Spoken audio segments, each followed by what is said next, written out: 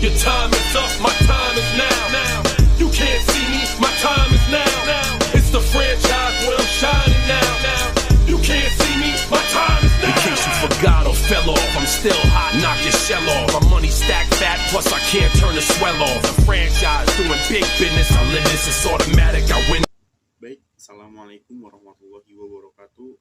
Kami dari kelompok 12 ingin menjelaskan proyek tentang suku Madura.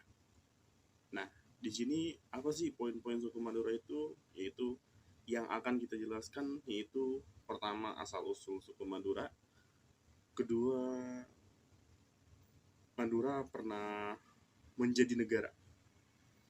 Selanjutnya hal-hal atau fakta unik mengenai suku Madura. Tahukah kalian sebuah pulau yang ada di Jawa Timur, yang dibatasi lautan? Pulau itu bernama Pulau Madura. Apakah kalian tahu siapakah orang pertama yang menempati pulau tersebut?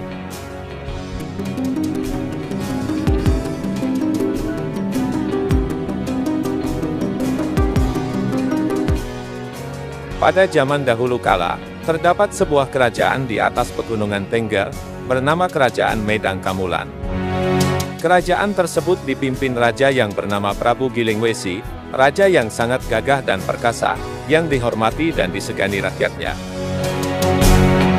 Raja juga mempunyai seorang patih yang gagah dan pemberani yang bernama Patih Prangkulan. Prabu Gilingwesi juga mempunyai putri cantik jelita, yang bernama Putri Raden Ayu Tanjung Sekar. Meskipun kehidupan kerajaan Medang Kamulan adil dan makmur, namun Prabu Gilingwesi resah, lantaran putrinya yang cantik jelita, tak mau bersuami. Kendati banyak lamaran dari pangeran kerajaan-kerajaan tetangga, namun semuanya ditolaknya. Suatu malam, di saat Putri Raden Ayu Tanjung Sekar tertidur sangat pulas. Dalam tidurnya, dia bermimpi sedang berjalan-jalan di tengah kebun yang sangat indah. Dari kejauhan, terdengar tembang seorang pangeran yang sangat merdu. Ketika sedang menikmati keindahan itu, tiba-tiba bulan purnama muncul di langit yang bersih tanpa awan. Sang putri sangat terpesona melihat sinar bulan yang sangat indah itu. Bulan itu pun turun, makin lama makin rendah. Putri Tanjung Sekar takjub melihat kejadian tersebut. Bulan itu pun semakin dekat hingga bulan itu pun masuk ke perut Putri Tanjung Sekar. Pada saat itulah, Putri Tanjung Sekar terbangun dari tidurnya. Dia terkejut, kemudian mencoba untuk mengartikan mimpi itu. Akan tetapi sang putri tidak mengerti, apa arti mimpi tersebut. Waktu terus berputar, beberapa bulan setelah mimpi itu, Putri Tanjung Sekar ternyata hamil. Tentu saja sang putri merasa bingung, karena sang putri merasa selama ini tidak ada laki-laki yang mendekatinya, kenapa dirinya bisa mengalami kejadian tersebut. Kemudian sang putri mengaitkan apakah kehamilannya ada hubungannya dengan mimpi yang dia alami.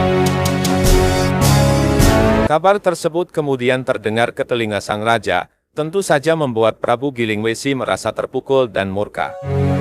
Kemudian dia memerintahkan sang patih untuk memanggil sang putri untuk menemui sang raja. Sesampainya di hadapan sang raja, kemudian sang raja menanyakan siapa yang telah melakukan hal keji itu kepada sang putri. Putri, siapa yang melakukan hal keji itu? Katakan, ku bunuh dia. Kurang ajar sekali. Tidak ada ayahanda, aku juga tidak tahu. Sudahlah Putri, tak usah kau sembunyikan. Ayahanda, aku pernah bermimpi. Bulan masuk ke perutku, apakah itu penyebab kehamilan di perutku ini? Tidak mungkin, pergilah engkau dari sini.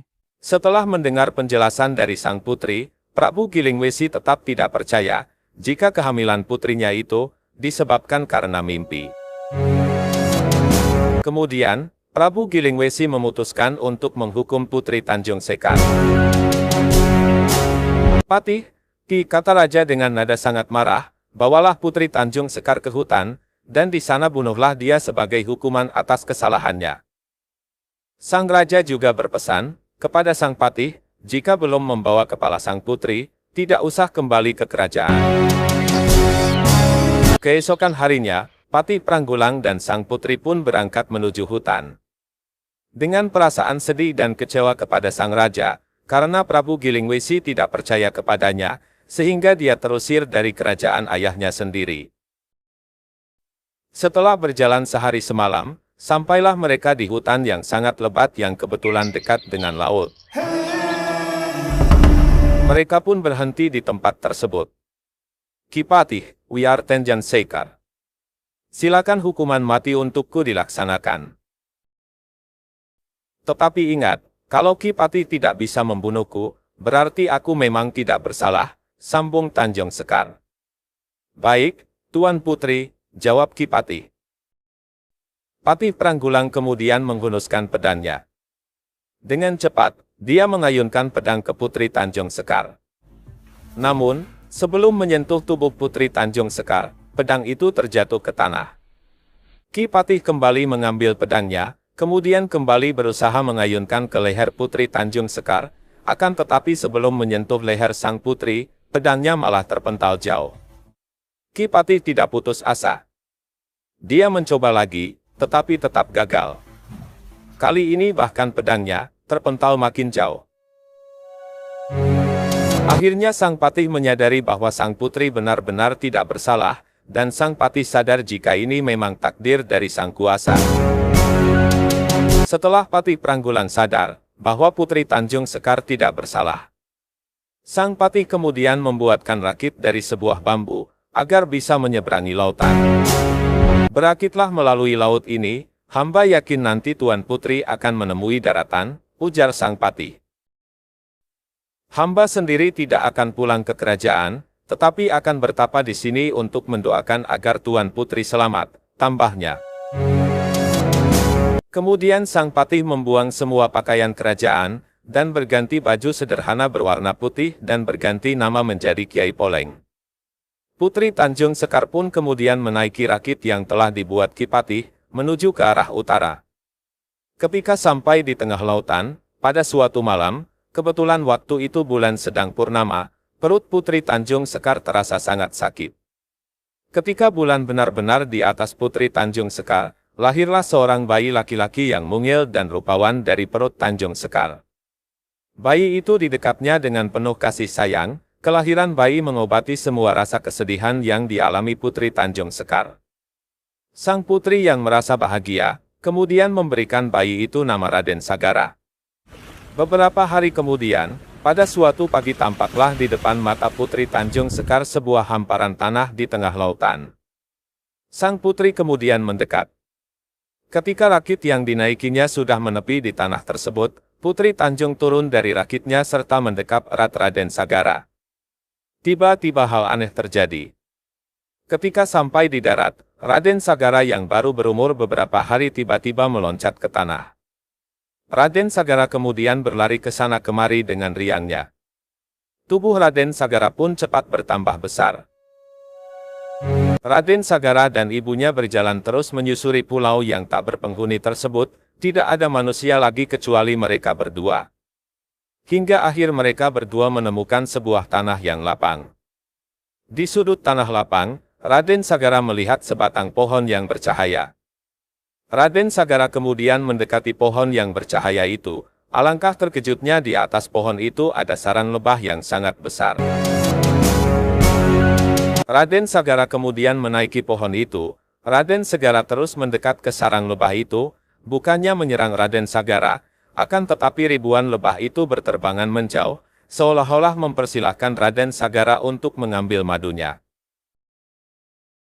Kemudian Raden Sagara pun menikmati madu bersama Putri Tanjung Sekar sepuas-puasnya.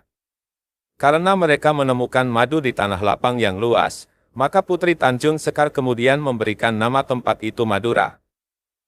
Raden Sagara bersama ibunya kemudian membangun gubuk, dan menjadi orang pertama yang hidup di tanah Madura. Dengan seiring berjalannya waktu gubuk Raden Sagara, sering disinggahi para pedagang, karena menjadi lalu lintas kapal pedagang. Pada akhirnya Raden Sagara, sebagai orang pertama yang menemukan tanah tersebut, kemudian membangun kerajaan yang besar, dan menjadi raja pertama di Pulau Madura. Adapun dari tradisi suku Madura akan dijelaskan sebagai berikut. Pulau Madura merupakan pulau yang terletak di Provinsi Jawa Timur. Tepatnya berada di ujung jembatan Suramadu yang menghubungkan antara kota Surabaya dengan Pulau Madura. Dalam Pulau Madura terdiri dari 4 kabupaten, yaitu Kabupaten Sumeneb, Pamekasan, Bangkalan, dan juga Sampang. Pulau Madura memiliki julukan Pulau Garam karena penghasil garam terbesar di negara Indonesia. Luasnya Pulau Madura mengakibatkan banyaknya budaya serta tradisi yang menjadi kebiasaan masyarakatnya secara turun-temurun. Pertama, kerapan sapi. Kerapan sapi merupakan budaya asli Madura yang sangat terkenal. Kesenian ini diperkenalkan pada abad ke-15, tepatnya pada tahun 1561 Masehi, pada masa kerajaan di daerah Keraton Sumeneb. Kerapan sapi ini merupakan lomba memacu sapi paling cepat sampai tujuan atau garis finish. Bertujuan untuk memberikan motivasi kepada para petani agar tetap semangat untuk bekerja dan meningkatkan produksi ternak sapinya, yang menjadi mayoritas budidaya ternak masyarakat Pulau Madura. Yang kedua, tradisi petik laut. Petik laut merupakan tradisi yang biasa dilakukan oleh para nelayan yang ada di Pulau Madura. Tradisi ini biasa dilakukan setiap tahun sebagai bentuk rasa syukur atas hasil panen ikan yang melimpah bagi para nelayan, dan juga agar selama para nelayan mencari nafkah di tengah laut dilindungi dari berbagai macam malapetaka. Tradisi tersebut digelar dengan menghias perahu yang dimilikinya dan melarung sesajen di tengah laut yang terbuat dari pohon pisang yang menyerupai perahu. Tradisi ini tidak hanya dilakukan oleh para nelayan, namun seluruh atau sebagian masyarakat Madura juga ikut melaksanakan tradisi ini. Ketiga, tradisi pelet gandum atau dikenal dengan istilah tingkepan. Tradisi ini merupakan tradisi unik yang masih melekat erat pada masyarakat Madura. Tradisi pelet gandum dilaksanakan bagi calon ibu kehamilan pertama yang memasuki usia 7 bulan.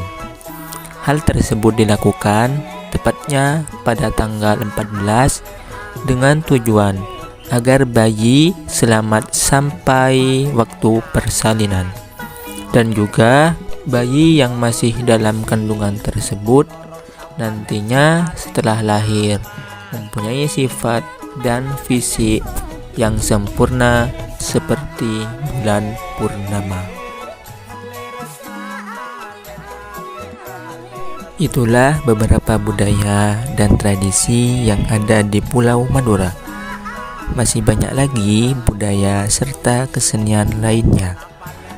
Materi selanjutnya yaitu Madura pernah menjadi negara di era kolonialisme. Jauh sebelum ada wacana Provinsi Madura, pada 1948 pernah terbentuk negara Madura. Negara Madura dibentuk atas rekayasa Van der Plas yang saat itu menjadi gubernur Belanda di Jawa Timur dan merupakan tangan kanan Van Mock. Wilayah negara Madura meliputi Pulau Madura dan pulau-pulau kecil di sekitarnya. Pada 16 Januari 1948, Raden Surjowinoto selanjutnya ditulis Jakraningrat, mengumpulkan para pemimpin dari Kabupaten Bangkalan, Pamekasan, Sumeneb, dan Sampang. Ia sendiri merupakan Bupati Bangkalan ketiga dan terlama setelah ayahnya dan saudaranya sendiri. Bergelar Raden Adipati Aryo atau RAA Jakraningrat, yang juga bernama Jakraningrat ke-12. Gelar ini ia peroleh sejak 1920. Jakraningrat mengisi jabatan bupati sejak 1918 hingga 1948. Berkumpulnya para pemimpin Madura tersebut menghasilkan Komite Penentuan Kedudukan Madura yang mengeluarkan resolusi memutuskan hubungan Madura dengan Republik Indonesia, menetapkan Madura sebagai negara merdeka dari negara Indonesia Serikat, dan memohon Jakraningrat untuk menjadi wali negara. Resolusi ini kemudian dimintakan persetujuan kepada rakyat Madura. Pada 23 Januari 1948 diselenggarakan pemungutan suara di 2000 desa di Madura. Hasilnya 90,82% dari total 305.546 pemberi suara mendukung pembentukan negara Madura sebagai negara merdeka dari negara Republik Indonesia. Pada saat pemungutan suara, pihak Belanda terlibat dengan cara melakukan berbagai tekanan dan menangkapi serta menahan orang yang tidak disukainya. Tepat pada tanggal 20 Februari 1948, pemerintah Hindia Belanda mengakui berdirinya negara Madura. Jakraningrat terpilih sebagai wali negara Madura. Menurut Mulyadi, dosen sejarah Universitas Airlangga, kesediaan Jakraningrat sebagai wali negara Madura dapat dijelaskan dalam hubungan antara penguasa Madura dan Jawa kala itu. Pada zaman kerajaan, Madura selalu berada di bawah kerajaan-kerajaan besar di Jawa, terutama Mataram. Ketika berkonflik dengan penguasa Jawa, pemimpin Madura meminta bantuan Belanda. Ketakutan terhadap dominasi Jawa ini rupanya menjadi beban sejarah yang terus teringat oleh para pemimpin lokal Madura, kata Muryadi. Sementara itu, dalam tesisnya di Universitas Indonesia tahun 2000, Sumardi menulis, selain untuk melemahkan Republik Indonesia, tujuan Belanda mendirikan negara Madura tidak seperti di Jawa Timur dan Jawa Barat sebagai lumbung padi. Belanda menjadikan Madura sebagai benteng pengamanan negara Jawa Timur. Usia negara Madura cukup singkat. Tak lama setelah Hindia Belanda mengakui terbentuknya negara Madura, tantangan serius mulai berdatangan, baik dari Republik Indonesia maupun orang Madura sendiri. Penolakan pun tak dapat dielakkan. Bagi rakyat Madura, ujar Sumardi, bentuk federasi memerlukan biaya besar, sementara Madura tak punya pendapatan memadai untuk membiayai pelaksanaan pemerintahan. Penolakan rakyat Madura atas berdirinya negara Madura diwujudkan dalam bentuk berdirinya organisasi gerakan perjuangan hingga dalam bentuk aksi massa secara besar-besaran. Salah satu organisasi gerakan yang sangat keras dalam menolak berdirinya negara Madura adalah Gerakan Perjuangan Madura. Organisasi ini berpusat di Pamekasan, namun memiliki cabang di sejumlah daerah, misalnya Surakarta, Madiun, Nganjuk, Kediri, Blitar, Turen, Jombang, Babat, dan Tuban. Gerakan ini bertujuan agar rakyat Madura memperjuangkan Pulau Madura tetap dalam lingkungan NKRI. Selain organisasi tersebut, terdapat organisasi lain yaitu Panitia Perjuangan Madura. Komite ini dibentuk pada 26 Februari 1948. Anggotanya adalah putra-putra Madura yang tinggal di sejumlah wilayah di luar Madura. Rakyat Madura melakukan demonstrasi besar-besaran ke gedung DPR. Massa menuntut Jakraningrat meletakkan jabatan. Karena Jakraningrat sedang sakit, Wakil Wali Negara Zainal Fatah Noto Adikusumo menerima demonstran. Massa demonstran terus mendesak agar dewan dibubarkan. Ketika itu, Zainal Fatah mengatakan kepada para demonstran bahwa wali negara sudah menyerahkan kekuasaan kepada Komisaris Republik Indonesia Serikat atau RIS di Madura. Reaksi para demonstran tidak dapat dibendung lagi. Sidang akhirnya secara aklamasi mengambil keputusan menyetujui tuntutan rakyat untuk membubarkan dewan. Dalam proses pembubaran negara Madura, dibentuklah Panitia Pelaksana Resolusi DPR Madura. Panitia ini beranggotakan wakil-wakil DPR Madura dan organisasi rakyat. Penyerahan jabatan wali negara ini kemudian diikuti dengan pembubaran Dewan Perwakilan Rakyat Madura. Terjadi pada 15 Februari 1950. Pada 7 Maret 1950, Gubernur Jawa Timur Samadikun mengangkat R. Sunarto Hadiwijojo sebagai Residen Madura. Kemudian pada tanggal 19 Maret 1950, terbit surat keputusan Presiden R.I.S. Soekarno yang isinya menetapkan daerah Madura sebagai keresidenan dari Republik Indonesia. Dengan demikian, sejak itu Madura kembali berada di bawah Negara Kesatuan Republik Indonesia.